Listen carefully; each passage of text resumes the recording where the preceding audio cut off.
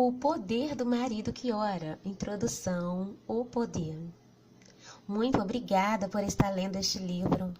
Tenho certeza de que ninguém está apontando uma arma para sua cabeça, obrigando-o a fazê-lo. Mas se está, peça-lhe que abaixe a arma, pois você tem a intenção de continuar a leitura. Não quero, de forma alguma, ser presunçosa, mas creio que é bem possível que você se encaixe em uma das categorias abaixo. Veja se uma delas é seu caso. Você encontrou este livro misteriosamente colocado sobre o assento de sua poltrona favorita, ou no chão ao lado do toalete, ou sobre o travesseiro do seu lado da cama, dentro da sua pasta, de sua caixa de ferramentas, ou ao lado do seu almoço, no banco da frente do carro que você usa para ir para o trabalho, ou sobre sua escrivaninha, bancada, ou ainda em cima do controle remoto da TV. Sua esposa, que ora, comprou este livro para você, a fim de que nunca mais precise sentir-se culpado por não estar orando o suficiente por ela. Você mesmo comprou este livro, pois deseja orar de maneira mais eficaz por sua esposa, mas não sabe por onde começar. Você quer ver mudanças significativas e duradouras em sua esposa, em si mesmo e em seu casamento, e espera que este livro seja de ajuda. Você já é um marido bondoso, atencioso, amoroso, que ora e está sempre querendo aprender maneiras novas e eficazes de abençoar ainda mais a sua esposa. Um amigo recomendou este livro e, apesar de não acreditar muito, você está disposto a ver se encontra aqui algo de aproveitável. Você foi ameaçado de morte e ler este livro parece ser um preço pequeno a pagar em troca de sua vida. Seja qual for seu caso, meus cumprimentos e meus parabéns. Você é um gigante entre os homens. Digo-lhe que seus esforços ao ler este livro valerão a pena. Seu tempo não será perdido. Você encontrará grandes recompensas pela frente.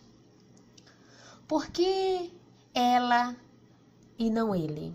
É possível que você esteja se perguntando neste exato momento por que não é o marido da Storm que está escrevendo este livro. A resposta é simples. Ele é exatamente como você. Um homem ocupado que tem lugares para ir, pessoas para encontrar, uma família para sustentar, comida para comer, um pouco de vida para viver, um pouco de futebol para jogar, esportes para assistir na TV, o controle remoto para zapear e uma falta de paciência crônica para escrever. Não que ele não ore, ele ora. Ele é simplesmente um homem de poucas palavras. Tratando-se de oração, justamente o oposto do que acontece quando o time pelo qual ele torce está perdendo. De fato, ele sempre tem uma resposta direta para as pessoas que lhe perguntam: por que você não escreve um livro chamado O Poder do Marido que Ora? Se fosse para eu escrevê-lo, ele diz com naturalidade, seria um folheto, com espaços duplos e muitas figuras. A história do folheto não me incomoda. Se conciso não é problema, desde que eu saiba que ele está orando. Na verdade, as orações de um marido por sua esposa não precisam ser longas e detalhadas. Orações curtas e objetivas também são poderosas. Isso acontece porque Deus concedeu ao marido uma autoridade no âmbito espiritual que é inigualável. O fato de suas orações serem ou não respondidas depende de como ele lida com essa autoridade. Você verá mais sobre esse assunto no próximo capítulo. Com o sucesso do meu livro O Poder da Esposa que Ora, tive a oportunidade de viajar por todos os Estados Unidos, falando a milhares de mulheres e conversando pessoalmente com centenas delas em cada cidade que visitei. Ouvi sobre seus profundos anseios de ter um melhor relacionamento com o marido e vi o casamento ser bem-sucedido e tornar-se uma fonte de realização e alegria para todos os envolvidos. Para mim, a parte mais animadora foi ver que essas mulheres haviam recebido grandes respostas de oração quando tinham aprendido a orar por seus maridos da maneira como Deus desejava que fizessem. Por cartas e pessoalmente, recebi incontáveis pedidos para escrever O Poder do Marido que Ora. Não levei a ideia seriamente em consideração até que os homens começaram a me fazer a mesma pergunta. Quando você vai escrever O Poder do Marido que Ora? Eu sempre perguntava de volta, você iria ler se eu escrevesse? Com certeza, cada um deles respondia enfaticamente. Eu quero orar por minha esposa, só não sei como.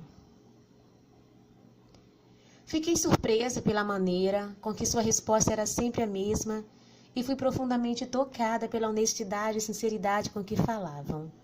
Quando contei ao Michael, meu marido, sobre esse pedido frequente de tantos maridos, bem como de suas esposas que oram, sem ao menos tirar os olhos da TV, ele sugeriu que eu deveria escrever o livro. Você não acha que talvez você devesse escrevê-lo? Perguntei. Ele me deu aquele mesmo olhar de quando lhe pergunto se quer ir fazer compras comigo. Não, você é a escritora. Eu sou um músico, disse com um tom final e tipicamente usando as poucas palavras que reservara para um assunto que não deseja discutir, especialmente no meio de um jogo na televisão. Vai, vai, vai, gritou enquanto pulava no sofá. Eu estava prestes a sair da sala para começar a escrever imediatamente quando percebi que ele não estava gritando para mim, e sim para alguém em seu time que estava com a bola. E que tal, então, se você escrevesse o prefácio? Insisti um pouco mais depois que ele voltou a sentar-se. Sim, com certeza, ele respondeu, com os olhos cravados na tela. Espera aí, não, que besteira. Não estava muito certo de como deveria responder, então ele se virou para mim e explicou. Esse juiz é um idiota. Aquele jogador não estava impedido. Aliviada por aquela análise de caráter não se referia a mim, levei a conversa adiante. Nesse caso, continuei.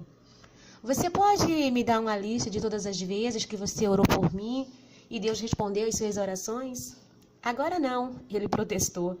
Eu faço isso no meio tempo. Eu quis dizer nos próximos meses, expliquei calmamente. Isso, muito bom, ele gritou com toda a força. E depois, olhando para mim, perguntou. Você disse alguma coisa? Sim. Você poderia orar por mim enquanto escrevo o livro?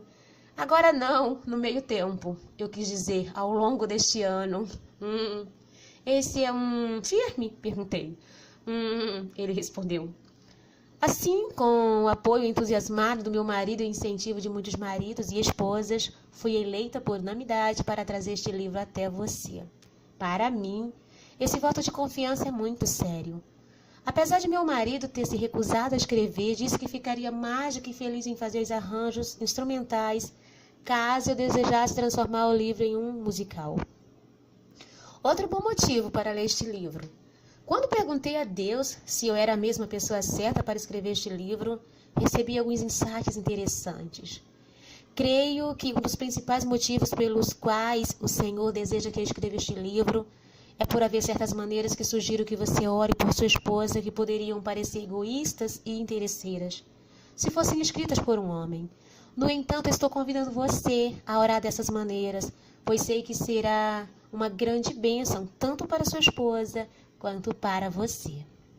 Além disso, ao pensar nos muitos maridos que me impediram para escrever este livro, comecei a ver que se estivesse fazendo uma pesquisa como aquelas de campanhas eleitorais, poderia supor que os homens com quem havia falado eram um bom grupo de representantes de todos os homens. E isso significa que minha pesquisa reflete aos seus pensamentos sobre o assunto. Assim, creio que você pode ver tão bem quanto eu que, na verdade, este livro é ideia sua. Como costumávamos ser, durante a primeira metade dos 28 anos em que Michael e eu somos casados, passamos por muitas lutas e sofrimentos, pois procuramos fazer as coisas na carne e não no espírito. Cada um de nós queria que o outro fosse de certo jeito e tentamos, com nossas próprias forças, mudar o outro, em vez de confiar no poder de Deus para realizar essa transformação. Os resultados de nossos métodos de forçar as coisas a acontecer não foram nada satisfatórios. Mike usava a raiva como uma arma para controlar nossa vida e eu reagia afastando-me mental e emocionalmente. É claro que eu tinha minha oração curta favorita que sempre usava em relação a essa situação. Você a conhece, é a oração. Muda o Senhor. Mas Deus nunca respondeu a essa oração, nem uma vez sequer. Então, durante um período de grandes lutas entre nós, quando não podia mais suportar, clamei desesperadamente ao Senhor pedindo ajuda. Deus colocou em meu coração que, se eu me dispusesse a dedicar minha vida para orar por Michael. Ele poderia me usar para ajudar Michael a ser tudo aquilo para o qual ele o havia criado. A fim de fazê-lo, no entanto, eu precisava permitir que Deus me desse um novo coração e precisava começar a ver Michael do ponto de vista de Deus. Quando concordei com isso e aprendi a orar por Michael da maneira como Deus estava me mostrando, comecei a compreender a fonte da raiva que ele extravasava. Michael foi criado por sua mãe exigente, controladora e rígida demais com ele. Ela tinha expectativas a respeito dele que iam muito além de suas capacidades, interesses, dons e do chamado de Deus em sua vida. Queria que ele fosse o melhor aluno da classe. Michael sofria de dislexia não diagnosticada.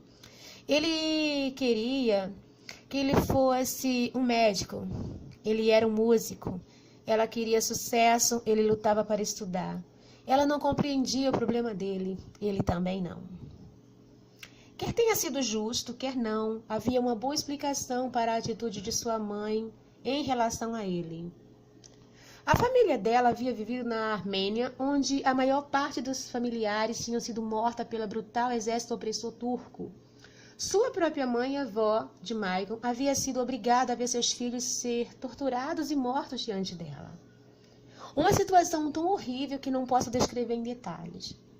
Depois das chacinas de sua família, a avó de Michael fugiu, não posso descrever detalhes, para os Estados Unidos, onde mais tarde começou uma nova família, na qual nasceu a mãe do Michael. As memórias aterrorizantes daquilo que havia acontecido e os perigos e as consequências de ser pobre, sem instrução e parte de sua minoria em um país hostil, marcaram permanentemente o coração da avó de Michael e acabaram tendo seu efeito também sobre sua mãe. Elas acreditavam que era essencial estudar com todo o empenho e esforçar-se sobre qualquer coisa no trabalho para garantir que aquela devastação jamais se repetisse. Em decorrência disso, qualquer membro da família que não se saía bem era motivo de vergonha. Ser um músico era ainda pior, pois não era considerado um trabalho que tivesse qualquer futuro. As lutas, durante a época da Grande Depressão Econômica nos Estados Unidos, só fizeram aumentar os temores da mãe de Michael. Ao educá-lo nos anos que se seguiram a essa época, ela falava em termos de sobrevivência, segurança, esforço, realizações e excelência.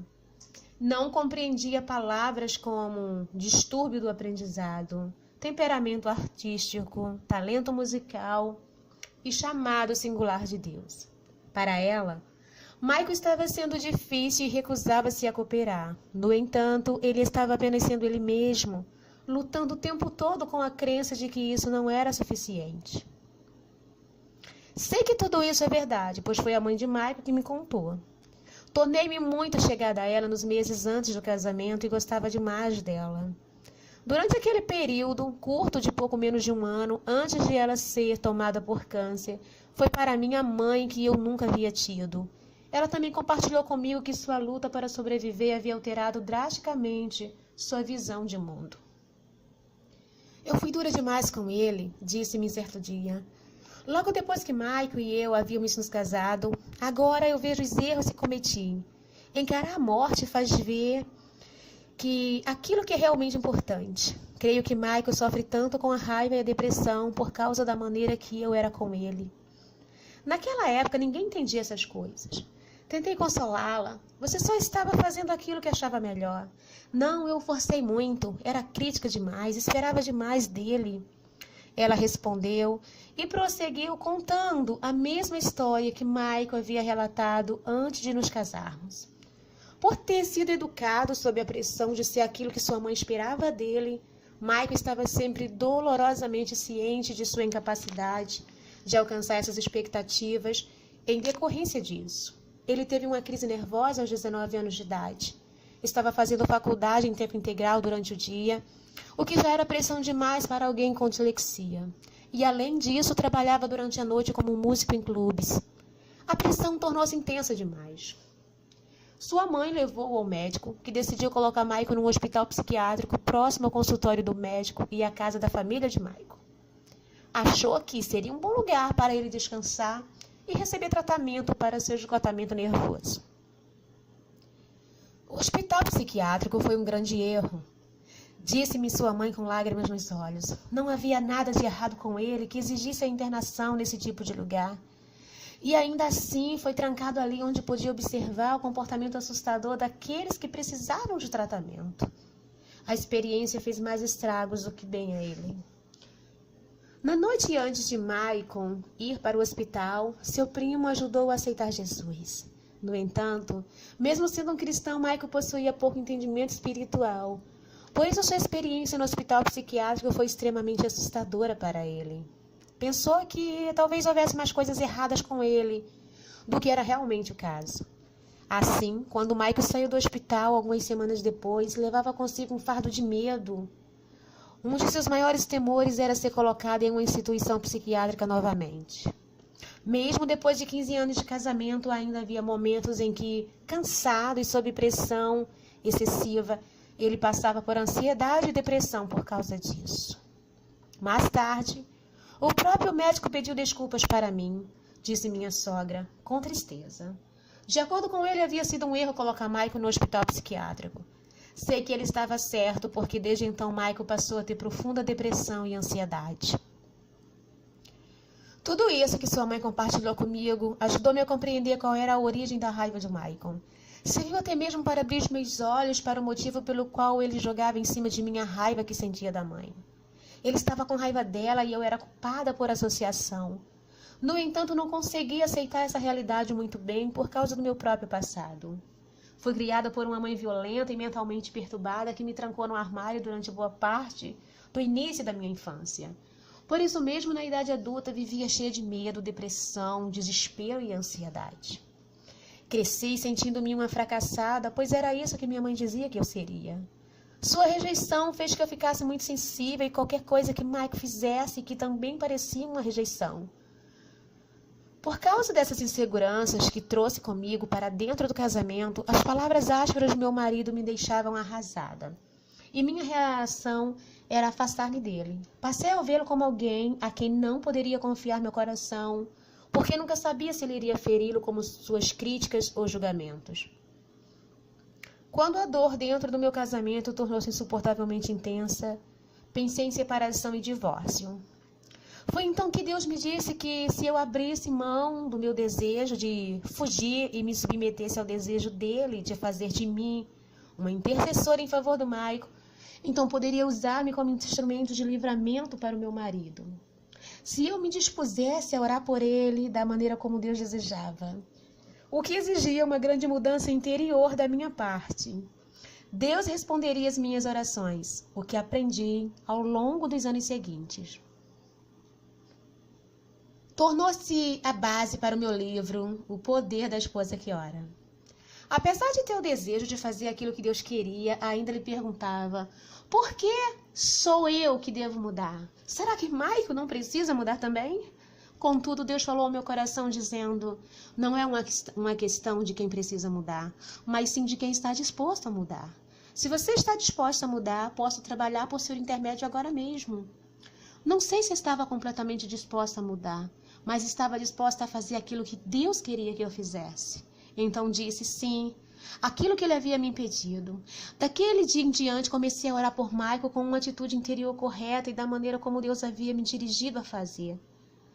Comecei a notar mudanças nele. Sua raiva foi se dissipando. Ele começou a ver seu passado de maneira diferente.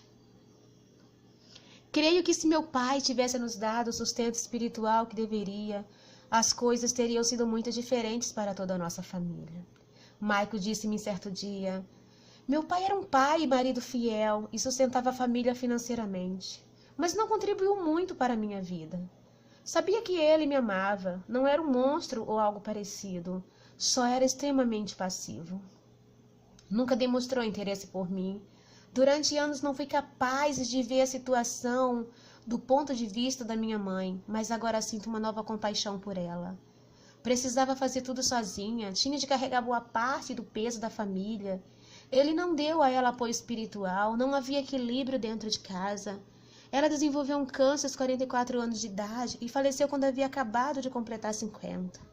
E creio que isso tudo foi, em parte, responsável por sua morte. Essa percepção foi de grande valor para ajudar Maicon a ver a importância de orar por sua própria família. Serviu de motivação para que ele orasse por mim. Agora sei que devo muito do sucesso de minha vida às suas orações. O poder e a autoridade. O poder de um marido que ora não significa obter controle sobre a sua esposa. Todos nós sabemos que, na verdade, isso não acontece mesmo. Isso porque Deus não deseja que controlemos outras pessoas. Deus deseja ver-nos deixar que Ele nos controle. Quando nos submetemos a Deus e deixamos que Ele nos controle, Ele trabalha por nosso intermédio. Deus quer trabalhar por seu intermédio como instrumento do poder dele enquanto você intercede por sua esposa. O poder de sua oração pertence a Deus. Quando você ora por sua esposa, está convidando Deus a exercer seu poder divino sobre a vida dela. Sua oração dá a ela a capacidade de ouvir melhor a voz de Deus e responder à orientação dele. Apesar disso, no entanto, Deus jamais passará por cima da vontade de uma pessoa. Se alguém está determinado a viver fora da vontade de Deus, ele permitirá que a pessoa siga esse caminho. Assim, apesar de suas orações terem o potencial de ser poderosas na vida de sua esposa, há um limite para aquilo que podem realizar se a vontade dela ou a sua vontade for contrária à vontade de Deus. E esta é a confiança que temos para com Ele, que se pedirmos alguma coisa segundo a sua vontade, Ele nos ouve. 1 João 5,14. Deus quer que oremos sobre todas as coisas, mas deseja que o façamos de acordo com a sua vontade. Por isso é importante pedir que Deus lhe revele sua vontade e o ajude a orar de acordo com ela. Uma vez que você vê com os olhos de Deus como deve ser sua oração, é mais fácil orar com fervor e persistência. Assim como não podemos forçar nosso cônjuge a fazer o que desejamos, também não podemos impor sobre Deus a nossa vontade. É a vontade dele que deve ser feita e não a nossa. Sua autoridade espiritual em relação à esposa e à família é inigualável. Pelo fato de sua autoridade espiritual vir de Deus, deve ser usada para aquilo que Deus quer. Deve ser motivada pelo amor divino e tendo em mente a glória de Deus. Toda autoridade espiritual dada por Deus tem como fundamento uma humildade que deseja servir a Deus mais do que controlar os outros. Deus deseja que você o sirva ao exercer sua autoridade sobre o inimigo. Você recebeu autoridade sobre todo o poder do inimigo. E em nome de sua esposa, você pode acabar com os planos dele. Se você viu o inimigo infiltrando-se de alguma forma em seu casamento, levante-se e diga com coragem: não permitirei que qualquer plano do inimigo prevaleça sobre nosso casamento. Não permitirei que o inimigo crie divisão entre nós. Não ficarei passivo enquanto vejo minha esposa ser enganada pelas mentiras do inimigo. Não permitirei que o inimigo ataque minha esposa de maneira alguma. Não permitirei que uma falha na comunicação exerça domínio sobre o nosso relacionamento. Não permitirei que os erros do nosso passado, nem mesmo os de ontem, controlem o nosso futuro. Então ore, ore, ore, pois quando você ora não há arma forjada contra ela ou você que possa prosperar. Não deixe seu casamento ao acaso. Lembra-se da passagem bíblica que você leu logo no começo do livro?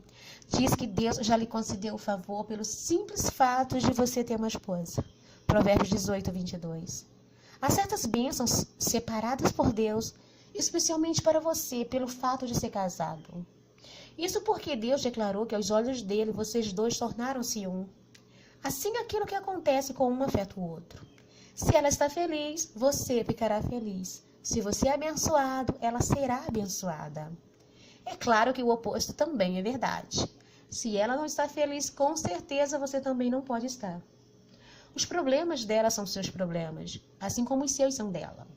É por isso que suas orações por ela são tão essenciais. Elas afetarão vocês dois. Aquilo sobre o que você não ora em sua vida, você deixa por conta do acaso. Tratando-se de casamento, isso não é suficiente. O problema de se deixar o casamento ao acaso é que haverá alguns momentos difíceis. Provavelmente haverá desacordos, provavelmente haverá mal-entendidos e mágoa, provavelmente haverá egoísmo e dureza de coração.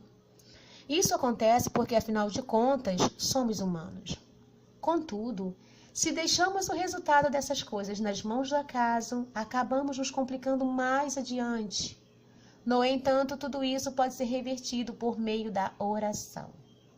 Se a falta de tempo, o excesso de trabalho, a falta de perdão, as lutas, a criação dos filhos, as carreiras, as diferenças de interesses, o tédio ou má comunicação infiltrarem-se entre você e sua esposa, Deus pode agir por intermédio de sua oração a fim de derrubar o muro que separa vocês dois, derreter armaduras de proteção e moldá-los junto em união. A oração dará a você uma visão de esperança quanto à maneira como Deus pode redimir, restaurar e endireitar as coisas. Orar por sua esposa não vai apenas transformar o coração dela, mas o seu também. De maneira alguma você quer acabar na morte conjugal. O sofrimento e o divórcio jamais têm de ser as duas únicas opções. Não importa o que tenha acontecido entre vocês dois. Deus pode consertar. Ele é o Deus da cura e restauração. Ele está do seu lado. Deu-lhe a autoridade e o poder. Faça bom uso deles. Como realmente amar a sua esposa? Jesus disse que o maior ato de amor é dar sua vida pelo outro. Há muitas formas de dar vida por sua mulher sem morrer fisicamente. Uma delas é dar sua vida por ela em oração. Significa sacrificar um tempo relativamente curto visando o bem de sua esposa, que no fim das contas é seu também. Há muitas coisas que uma mulher deseja ouvir de seu marido. 3 das 4 mais importantes provavelmente são: eu te amo, você está linda e as contas estão pagas. Sei, porém, que uma coisa que todas as mulheres desejam ouvir, aquilo que vai fazê-la sentir-se mais amada do que qualquer outra coisa é: estou orando por você hoje. Sempre que uma mulher ouve seu marido dizer que está orando por ela, isso a faz sentir-se amada e protegida. Também faz que se sinta importante para ele. Se você quer que Deus transforme o coração de sua esposa, ou conserte as coisas entre vocês dois, ou enriqueça sua vida juntos, ou faça as coisas correrem bem em seu casamento, então ore por ela. Se você quer que sua esposa se atire aos seus pés, pergunte: como você gostaria que eu orasse por você hoje? Por favor, mulheres, não me decepcionem. Sei que vocês estão lendo isso. Certo, talvez seja um pouco de exagero, mas ainda assim ela vai amá-lo por perguntar. Essas palavras falam para ela do compromisso que você tem com ela e com seu casamento. Claro que, se você disser que está orando por ela, mas na verdade não faz, eu, se fosse você, não arriscaria a cabeça. E se ela não for cristã? A maior parte das mulheres tem uma percepção de seu lado espiritual. Mesmo aquelas que não professam a religião e não afirmam ser parte de um sistema de crenças organizado, elas têm consciência de que existe um modo de vida que funciona e de que ele está envolto em espiritualidade. A oração toca o coração de qualquer pessoa pela qual oramos. Se sua esposa não conhece o Senhor, ainda assim você pode fazer todas as orações deste livro por ela e esperar respostas. A Bíblia diz que a esposa incrédula é santificada no convívio do marido crente. Você oferece uma proteção a ela. Claro que isso não substitui a experiência pessoal dela com o Senhor, mas significa que suas orações têm um efeito positivo e poderoso sobre ela. Toda vez que for por ela, lembre-se de pedir a Deus que abra seu coração para a verdade divina e que ela possa vir a ter um encontro transformador com Deus. O que cada capítulo contém, cada um dos 20 capítulos deste livro, concentra-se em uma área de oração de uma forma que espero seja esclarecedora, animadora e motivadora para você. Compartilharei com você o que aprendi com a experiência e o que Deus me ensinou. No final de cada capítulo, você encontrará as seguintes seções. Ela diz: é o resultado de uma pesquisa pessoal que conduzem com centenas de mulheres por todos os Estados Unidos. Perguntei-lhes como desejavam que seus maridos orassem por elas. O impressionante é que os resultados foram iguais em todas as cidades e estados pelos quais viajei. Ele diz: é o que vários maridos disseram sobre como oram por suas esposas e sobre as respostas de oração que obtiveram. Suas palavras me encorajaram, divertiram, emocionaram e esclareceram, e sei que farão o mesmo por você. O poder da oração. Trata-se de uma sugestão de oração sobre o assunto do capítulo. Você pode fazer essa oração da forma como está escrita ou incluir qualquer coisa pessoal que deseje. Apresentei-a como um guia. Ferramentas que funcionam. Esta página contém versículos da Bíblia que apoiam aquela área da oração e que serão de ajuda para que você ore com maior profundidade sobre o assunto. Você pode lê-los em voz alta como uma declaração da verdade sobre sua realidade, ou pode dizê-las em forma de oração por sua mulher. Uma oração de cada vez. Não se assuste com as muitas maneiras de orar por sua esposa. Simplesmente veja uma por dia e faça uma oração de cada vez. Você pode orar usando um capítulo diferente a cada dia, ou concentrar-se em orar usando um capítulo a cada semana. Não estou dizendo o quanto você deve orar, mas a Bíblia diz que aquele que semeia pouco, pouco também se fará. E o que semeia com a fartura, com abundância, também se fará. Quanto mais você orar, mais benefícios colherá. Se você deseja dar espaço para que Deus traga, sem demora, mudanças em sua esposa, você e seu casamento, procure orar usando um capítulo a cada dia, durante várias semanas. Veja se algo de bom não começa a acontecer em seu coração e no dela. Já me perguntaram algumas vezes, funciona mesmo fazer uma oração que foi escrita por outra pessoa? A fim de orarmos verdadeiramente do fundo do coração, não devemos fazê-lo com nossas próprias palavras? Minha resposta é: funciona cantar palavras de louvor que foram escritas por outra pessoa? Creio que sim. É bom inventar seu próprio cântico de louvor e Deus se agrada disso. Contudo, o mais importante é o cântico ou oração expressar o que se encontra em seu coração. Trata-se de uma oração que você faria se você estivesse pensando nela?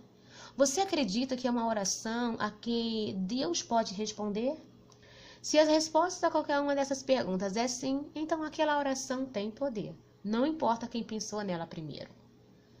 Com frequência, oramos quando o nosso cônjuge pedimos pelas necessidades mais urgentes, o que é certo, mas deixamos de fazer as orações de manutenção. Se você tem uma esposa de personalidade complexa, certamente não vai querer deixar essas orações de fora. Elas afastam os problemas antes que aconteçam, apagam pequenos incêndios antes que se transformem em chamas gigantescas. Se você fizer todas essas orações por sua esposa algumas vezes por ano, manterá seu casamento saudável e desfrutará a companhia de uma esposa feliz e realizada. Elas vão lembrá-lo de orar de maneira que talvez você não tenha tido tempo de pensar. Quer você faça as orações que sugeri, que use as suas, o importante é você continuar orando e não desistir. Às vezes, as orações são respondidas rapidamente, mas muitas vezes não. Jesus disse que o homem deve orar sempre e nunca esmorecer. Continue orando e verá Deus respondendo. Não se preocupe, ainda com a forma pela qual as respostas serão manifestadas. Você não tem de concretizá-las. Seu trabalho é orar. O trabalho de Deus é responder. Confie em Deus e Ele fará a parte dele.